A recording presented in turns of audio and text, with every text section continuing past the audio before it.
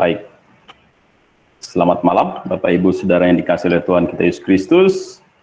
Malam hari ini kita akan melanjutkan pembelajaran Alkitab kita. Dan malam hari ini kita sudah sampai di doktrin Alkitab. Kita akan membahas tentang bahasa lidah. Minggu lalu kita bahas bahasa lidah bagian pertama, dan hari ini kita akan bahas bahasa lidah bagian yang kedua. Ya, jadi sebelum pembahasan kita, mari saja kita terlebih dahulu untuk berdoa.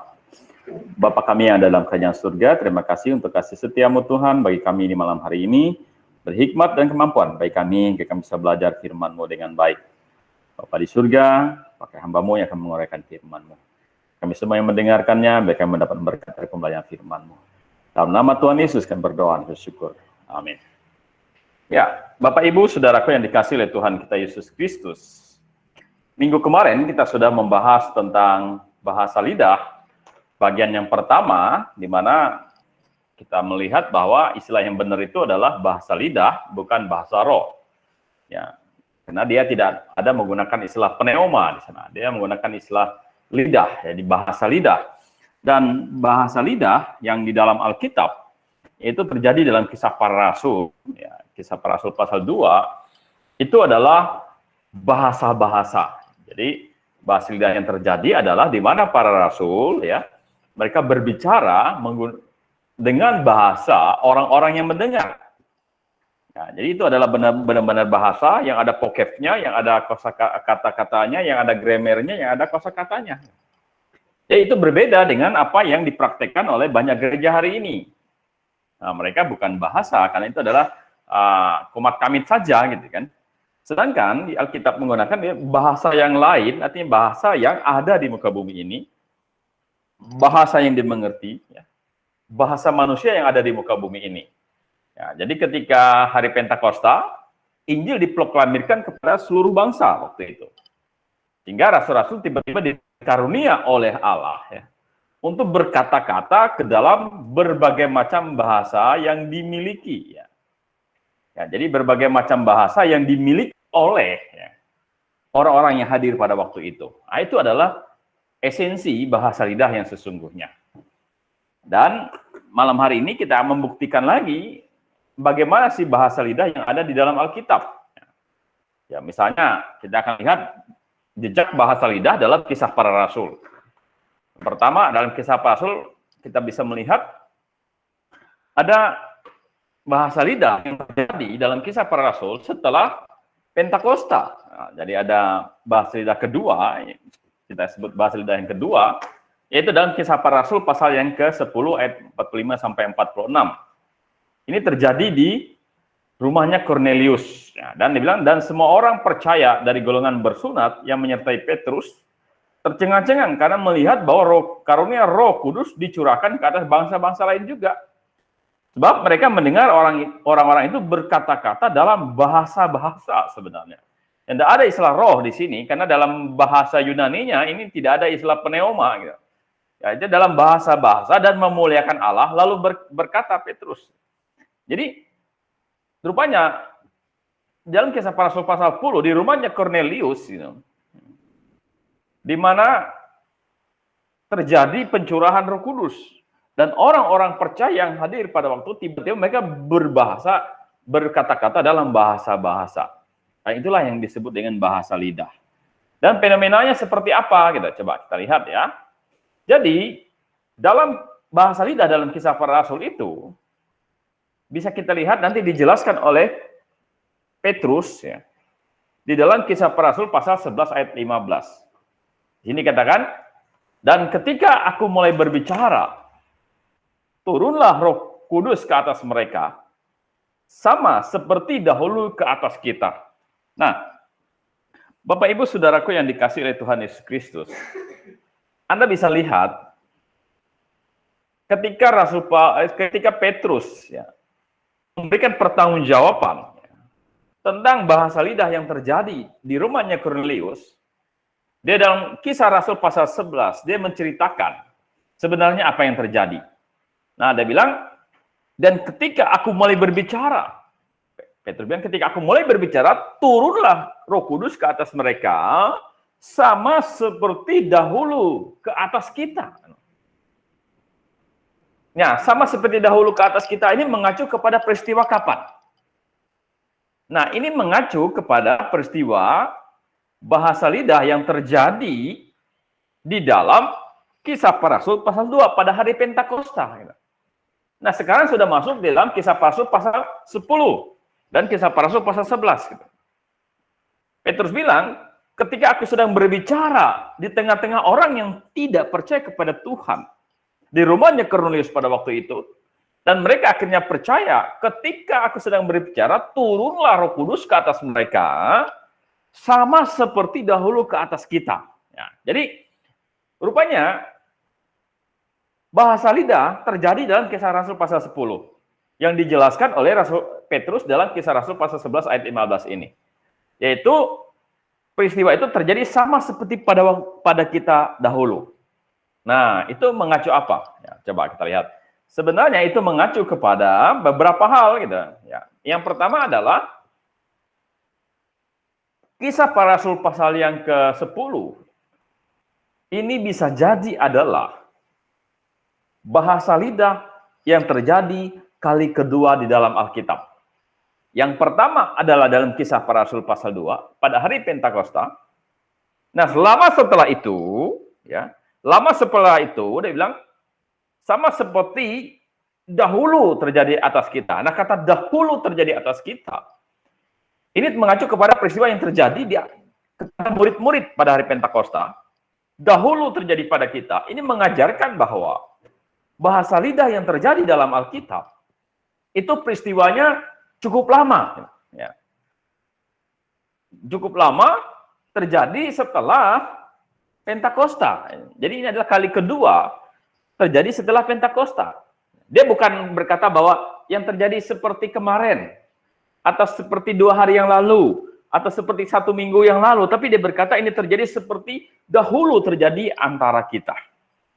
Nah, jadi inilah bahasa lidah yang terjadi pada rumah Kornelius, itu waktunya cukup lama setelah Pentakosta. Itu yang pertama. Itu berbicara masalah waktu. Yang kedua, ini berbicara masalah sifatnya. Sifat bahasa lidah yang terjadi nanti di Kisah Para Rasul pasal 8, yang terjadi di Kisah Rasul pasal 10, dan nanti yang terjadi dalam Kisah Para Rasul pasal 19, itu memiliki persamaan. Ya, jadi memiliki persamaan.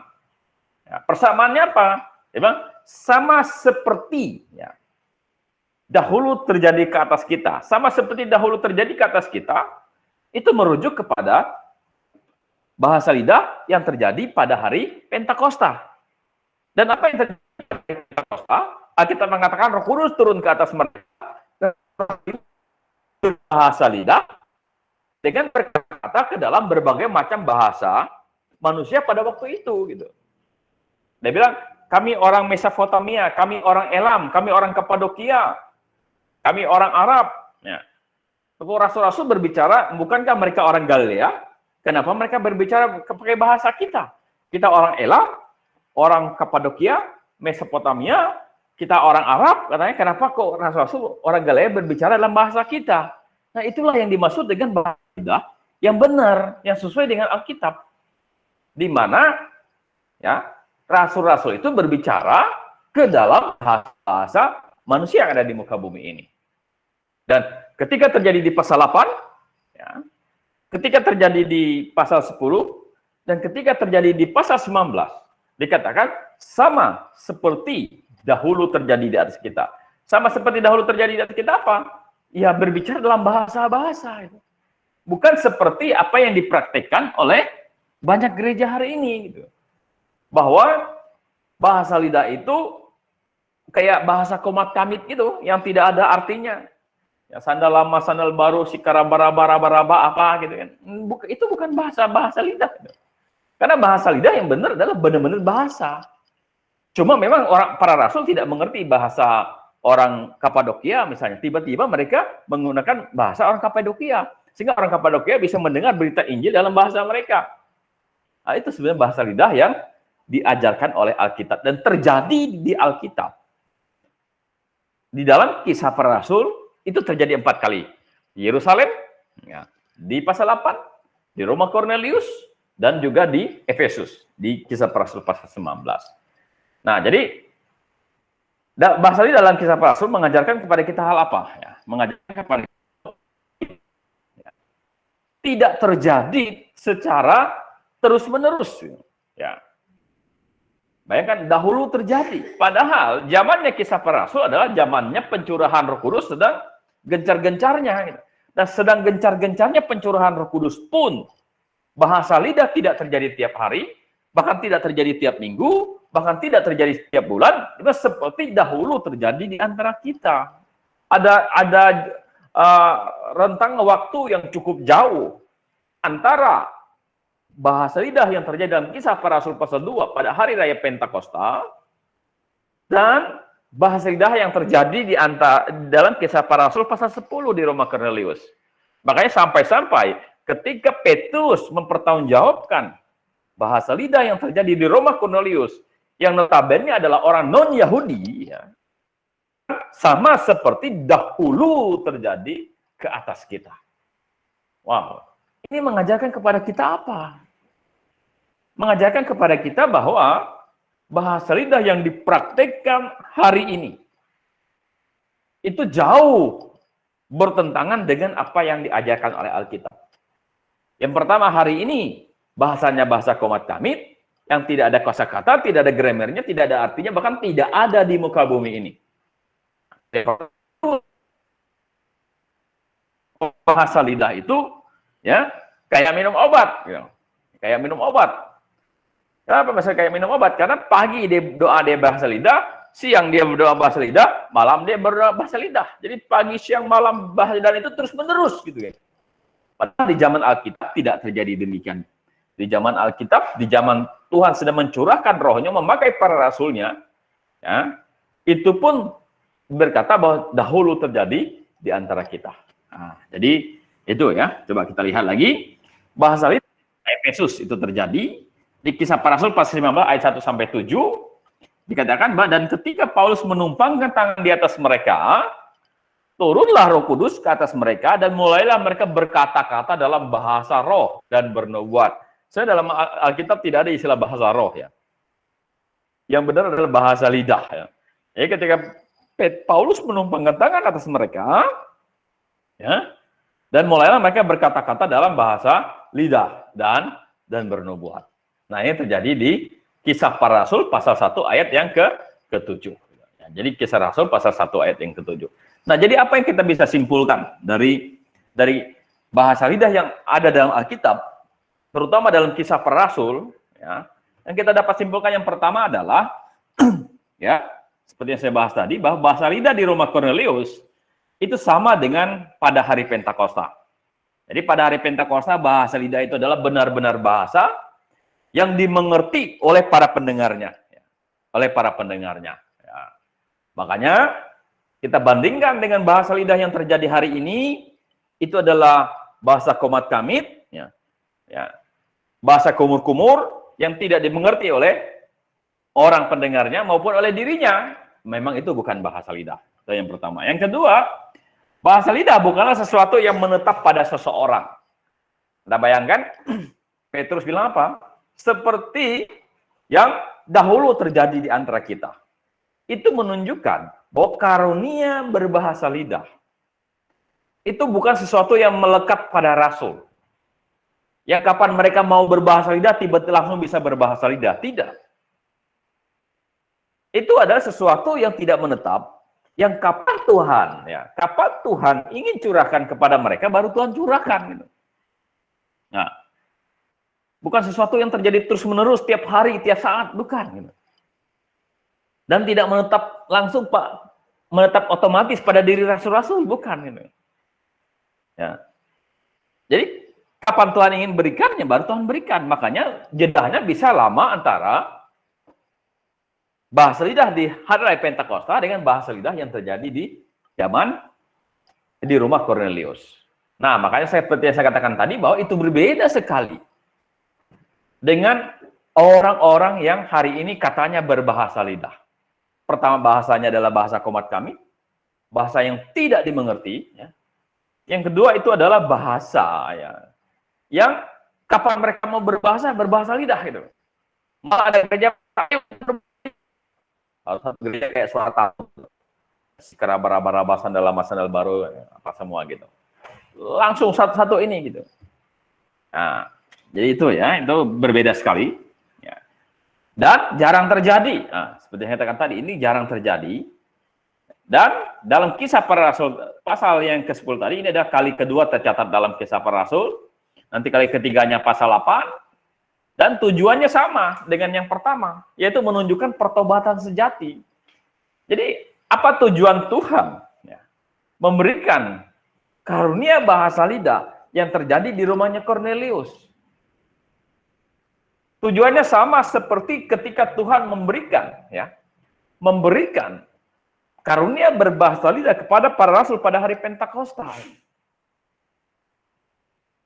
Agar apa? Agar membuktikan kepada orang-orang Yahudi, terutama kepada para rasul, bahwa sekarang ya, Injil tidak hanya diberitakan kepada orang Yahudi saja. Karena orang Yahudi sudah menolak Sang Mesias, maka sekarang Injil diberitakan kepada bangsa-bangsa lain. Ingat, rasul-rasul mayoritas mereka adalah orang Yahudi. Awalnya mereka hanya memberitakan Injil kepada dombaku Israel, kata Tuhan. Ya. Makanya ketika hari Pentakosta, ya, tiba-tiba mereka berbahasa lidah. Orang-orang Galilea mendengar mereka berkata-kata dalam bahasa-bahasa orang lain. Dan mereka sedang memberitakan Injil pada hari Pentakosta. Nah, itu mengubah paradigma para rasul. Berarti sekarang Injil tidak hanya bagi orang Yahudi saja. Berarti Injil juga diberikan kepada bangsa-bangsa lain. Nah, itu yang terjadi pada Pentakosta. Tujuannya untuk menunjukkan pertobatan sejati. Dan juga untuk menyadarkan para rasul yang notabene adalah seorang Yahudi, asli Yahudi yang taat. Ya. Yang hanya berkata bahwa Injil hanya bagi kami orang Yahudi. Sekarang mereka mengerti bahwa Tuhan sudah membukakan program Allah kepada bangsa-bangsa lain. Dengan apa? Dengan tiba-tiba orang-orang non-Yahudi di rumah Kornelius berbicara dalam bahasa kita. Berarti mereka adalah orang-orang yang sudah bertobat sejati. Berarti kepada bangsa-bangsa lain pun Injil sudah diberitakan. Nah, jadi sebenarnya tujuannya apa? Memproklamirkan Injil kepada orang-orang non-Yahudi dan menyadarkan para rasul bahwa sekarang Injil tidak hanya diberitakan kepada orang Yahudi saja, tetapi kepada semua bangsa di muka bumi ini. Nah, itu tujuannya ya. Jadi tanda bagi orang Yahudi bahwa Allah memasukkan bangsa lain dalam programnya. Nah, itu ya. Nah, jadi apa yang kita bisa simpulkan?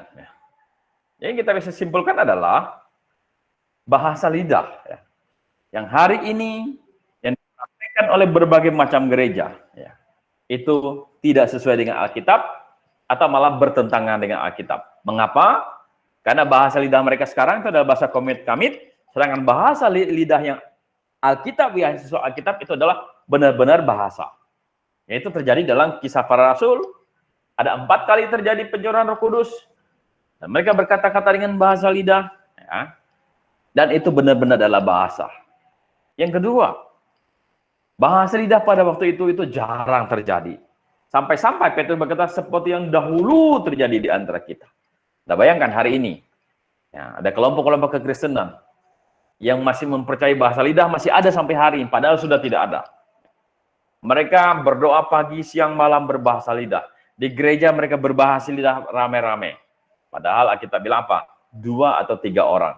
Dan itu harus ada penterjemahnya.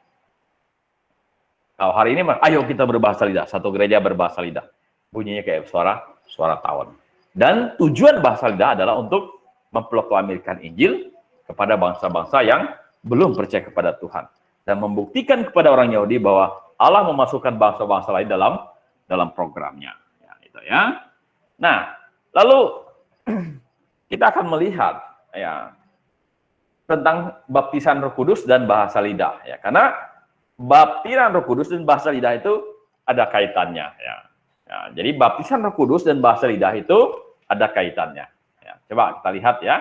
Kenapa? Karena salah memahami ini ya akan muncul kesalahan dalam praktek di dalam gereja.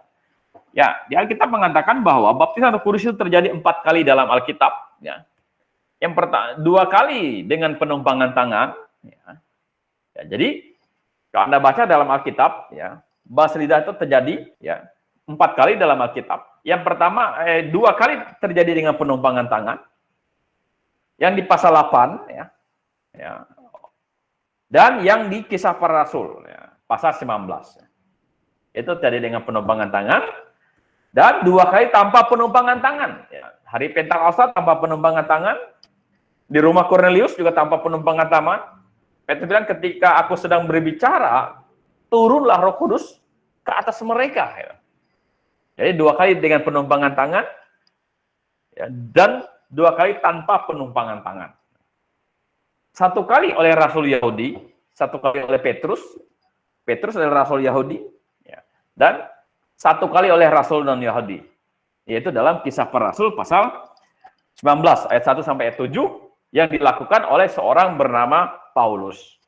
Paulus adalah rasul yang dipilih oleh Tuhan khusus bagi bangsa-bangsa Yunani-Yahudi, dan terjadinya baptisan Roh Kudus itu untuk membuktikan ya, membuktikan bahwa sekarang bangsa-bangsa non-Yahudi akan menerima Injil. Maka dilakukan penumpangan tangan oleh rasul non-Yahudi. 1 oleh Rasul Yahudi, 1 oleh Rasul non-Yahudi. Dan 4-empatnya ini menggambarkan, ya, menggambarkan perintah dalam Kisah Para Rasul pasal 1 ayat 8. Bahwa kamu akan menjadi saksiku di Yerusalem pada hari Pentakosta, di Yudea, ya, di Kisah Para Rasul pasal 8, ya, di Samaria, di rumahnya Cornelius, dan di ujung bumi yang diwakili oleh Efesus pada waktu itu. Jadi sebenarnya pencurahan Roh Kudus pada waktu itu yang disertai dengan bahasa lidah itu bukan terjadi kebetulan. Itu untuk menggenapi janji dalam Kisah Para Rasul pasal 1 ayat 8 bahwa Injil harus diberitakan mulai dari Yerusalem, habis itu Yudea, habis itu ke Samaria dan sampai ke ujung bumi. Ujung bumi diwakili oleh Efesus pada waktu itu. Dan keempat tempat ini harus ditandai dengan adanya bahasa lidah. Dan ditandai dengan adanya baptisan Roh Kudus. Jadi pada waktu mereka percaya, ya, langsung mereka dicurahkan oleh Roh Kudus. Nah, itu ya. Nah, coba kita lihat apa itu baptisan Roh Kudus dan apa hubungannya dengan bahasa lidah. Ya. Coba kita melihat ada berbagai macam pandangan ya tentang baptisan Roh Kudus. Pandangan yang pertama kita melihat dari kelompok karismatik. Jadi kelompok karismatik ini punya pandangan tentang baptisan Roh Kudus. Ya. Mereka berkata bahwa orang Kristen yang sudah diselamatkan harus menantikan dan mengharapkan dibaptis dengan Roh Kudus. Nah, jadi mereka masih mengharuskan ya orang yang sudah diselamatkan untuk menantikan, mengharapkan, mendoakan agar diri mereka dibaptis oleh Roh Kudus. Nah, tetapi itu mereka sepakat. Tetapi praktek pembaptisannya itu ya, mereka punya 2 pandangan. Ya, jadi mereka terbelah menjadi 2 kelompok. Kelompok yang pertama percaya bahwa bahasa lidah hanyalah salah satu tanda baptisan Roh Kudus. Jadi mereka bilang, Anda seorang dibaptis oleh Roh Kudus, salah satunya ada berbahasa lidah. Jadi kalau kamu sudah percaya, di suatu waktu, kamu dibaptis oleh Roh Kudus, maka kamu berkata-kata dalam bahasa lidah. Nah, berarti kamu sudah dibaptis oleh Roh Kudus. Tapi ada kelompok yang kedua berkata bahwa bahasa lidah sebagai tanda wajib untuk membuktikan seseorang telah dibaptis oleh Roh Kudus. Nah, ini yang kedua. Kalau yang satu tadi ya, kalau dia berbahasa lidah ya boleh, tidak berbahasa lidah juga tidak apa-apa. Tapi kelompok yang kedua ini adalah percaya bahwa baptisan bahasa lidah adalah sebagai tanda wajib untuk membuktikan seseorang telah dibaptis oleh Roh Kudus. Sehingga jemaat biasa ditanya, apa kamu sudah percaya? Sudah. apakah kamu sudah berbahasa lidah? Belum. Berarti kalau gitu kamu belum dibaptis oleh Roh Kudus. Karena mereka percaya bahwa orang yang sudah diselamatkan, ya, belum terima Roh Kudus kalau dia belum berbahasa lidah. Orang yang sudah diselamatkan belum dibaptis oleh Roh Kudus kalau dia berbahasa lidah. Dan ya, keselamatannya itu menjadi berkat pertama, dan baptisan Roh Kudus itu menjadi berkat kedua. Kalau hanya diselamatkan, tapi belum mendapat baptisan Roh Kudus, itu berkatnya belum lengkap. Sehingga biasanya mereka bilang, kejarlah bahasa lidah itu. Kejarlah baptisan Roh Kudus itu. Ya. Padahal dalam Kisah Para Rasul, tadi kita sudah bahas bahwa baptisan Roh Kudus hanya terjadi 4 kali dalam Alkitab. Nah, walaupun ada perbedaan, keduanya sepakat bahwa baptisan Roh Kudus terjadi setelah keselamatan.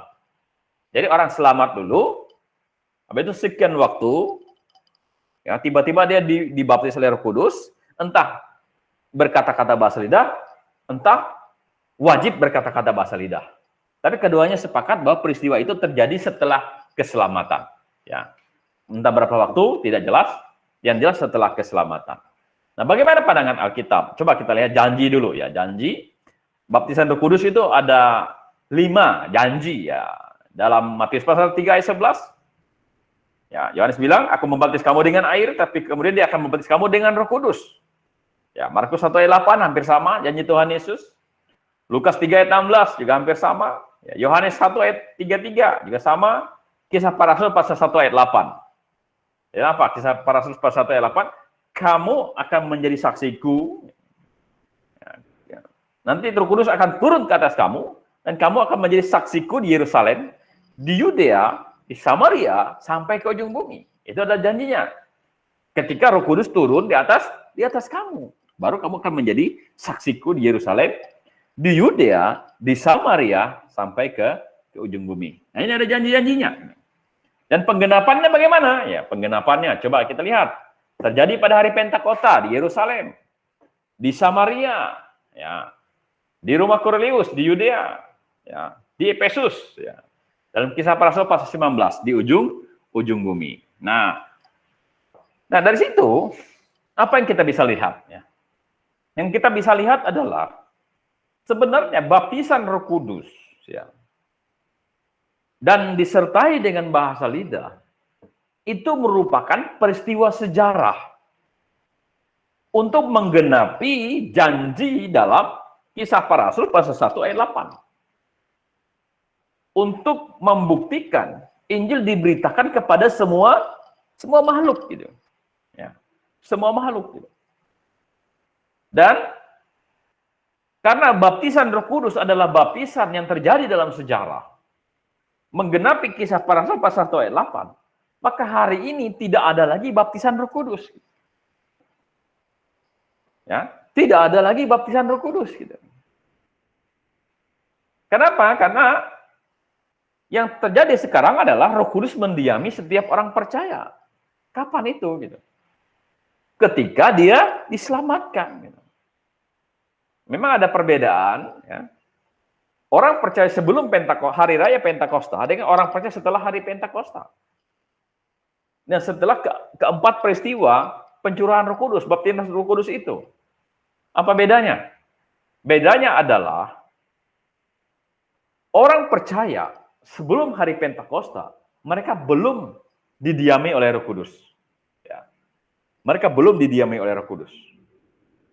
Tapi setelah hari Pentakosta, ya, rasul-rasul adalah orang-orang percaya, mereka langsung didiami oleh Roh Kudus. Ya, alasannya apa? Alasannya yang pertama, ya, waktu itu memang Yesus sebelum naik ke surga, dia belum mengutus Roh Kudusnya gitu, untuk mendiami orang percaya. Dan proklamirnya belum diproklamirkan pada hari Pentakosta. Tetapi setelah hari Pentakosta, setiap orang percaya yang ada di Yerusalem tidak perlu lagi menunggu. Kalau setelah hari Pentakosta, besoknya mereka percaya. Mereka tidak perlu lagi ada menunggu pencurahan Roh Kudus. Kenapa? Karena pada saat mereka percaya, Roh Kudus langsung tinggal dalam hati mereka. Nah, demikian juga di Samaria. Di Samaria terjadi pencurahan Roh Kudus, terjadi bahasa lidah. Tapi besoknya, misalnya besok atau lusanya, ada orang Samaria yang percaya kepada Yesus Kristus, mereka langsung didiami oleh Roh Kudus. Demikian juga di Yudea, demikian juga di ujung bumi, dan demikian juga kepada setiap orang percaya pada hari ini. Jadi sebenarnya ya, pencurahan Roh Kudus terjadi ketika kita percaya. Ya, langsung Roh Kudus tinggal dalam hati kita. Makanya tidak ada lagi baptisan Roh Kudus. Ya. Yang ada adalah Roh Kudus mendiami orang percaya. Karena baptisan Roh Kudus adalah baptisan dalam sejarah yang tidak terulangi lagi di masa kekristenan masa sekarang ini. Ya. Karena itulah setiap orang percaya hari ini sesuai dengan Efesus pasal 1 ayat 13 dikatakan apa? Di dalam Dia kamu juga karena kamu telah mendengar firman kebenaran yaitu Injil keselamatanmu. Di dalam Dia kamu juga ketika kamu percaya. Nah, coba camkan ya. Ketika kamu percaya, artinya pada saat kita percaya, langsung dimeteraikan oleh Roh Kudus. Ya, dimeteraikan oleh Roh Kudus. Ya, dan ayat 14-nya, dan Roh Kudus itu adalah jaminan sampai kamu memiliki keseluruhannya, yaitu penebusan yang menjadikan engkau milik Kristus. Nah, jadi beda ya. Sebelum Pentakosta, orang belum didiami Roh Kudus. Pada hari Pentakosta, terjadi baptisan Roh Kudus di Yerusalem, di Samaria, di Yudea, di Efesus. Dan setelah peristiwa itu, tiap-tiap orang di Yerusalem, di Samaria, di Yudea, di Efesus, kalau mereka percaya, tidak perlu lagi ada penumpangan tangan, tidak perlu ada baptisan Roh Kudus lagi, karena tidak ada lagi baptisan Roh Kudus. Gitu. Tetapi mereka langsung didiami oleh Roh Kudus. Termasuk kepada setiap kita hari ini, kalau ada orang percaya, pada saat itu juga, dia langsung dimeteraikan oleh Roh Kudus. Roh Kudus langsung tinggal diam di dalam hatinya. Nah, jadi tinggal diam di dalam hatinya. Efesus pasal 1 ayat 13. Di dalam Dia, kamu juga. Karena kamu telah mendengar firman kebenaran. Di dalam Dia, kamu juga. Apa? Ketika kamu percaya, dimeteraikan oleh Roh Kudus. Ketika kamu percaya. Pada saat kita bertobat, menerima Dia sebagai Tuhan dan Juru Selamat, kita berdoa dalam hati kita, dan kita katakan amin, Roh Kudus langsung tinggal dalam hati kita. Yang di dalam Korintus dikatakan bahwa Roh Kudus yang diam di dalam hatimu. Nah, dalam hidup kita. Dan itu terjadi ketika kita percaya. Tanpa harus menunggu setelah kita diselamatkan. Tetapi pada waktu kita diselamatkan, Roh Kudus langsung tinggal dalam hati kita. Nah, inilah kesalahan kelompok-kelompok yang percaya bahwa pencurahan Roh Kudus atau baptisan Roh Kudus terjadi setelah seseorang diselamatkan. Dan itu ditandai dengan bahasa lidah. Itu adalah konsep yang keliru. Karena kita bilang baptisan Roh Kudus itu hanya terjadi dalam sejarah untuk membuktikan proklamasi Injil, dan itu hanya terjadi 4 kali tercatat dalam Alkitab. Dan setelah itu, setiap orang percaya langsung didiami oleh Roh Kudus. Nah, jadi apa yang kita bisa simpulkan di malam hari ini? Yang kita bisa simpulkan ya, dalam bahasa lidah bagian yang kedua ini ya, adalah bahwa bahasa lidah yang benar itu adalah benar-benar bahasa dan sifatnya tidak permanen dalam diri seseorang, karena sifatnya tidak permanen ya, atau tidak otomatis ya, terdiam dalam orang tersebut, maka kapan Tuhan kasih karunia baru dia bisa berbahasa lidah. Dan bahasa lidah yang dalam Alkitab itu jaraknya jauh antara satu dengan yang lain. Ya, tidak seperti yang dilakukan hari ini. Itu bukan bahasa, itu komat kamit, ya, terjadinya tiap hari, dan juga diberikan kepada semua orang.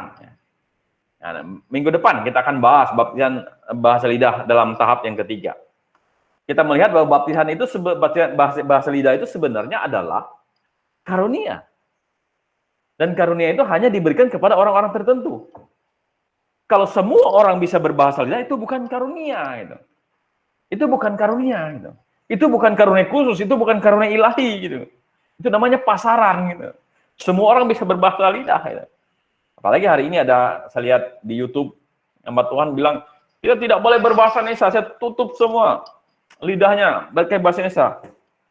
Hanya saya yang boleh berbahasa Indonesia. Ya. Semuanya berbahasa lidah. Wah, Ayo berbahasa lidah semuanya. Nah, bayangkan, pertama itu disuruh, yang kedua malah diajarkan gitu ya. Lembutkan lidahmu. Wah, itu bukan karunia. Gitu.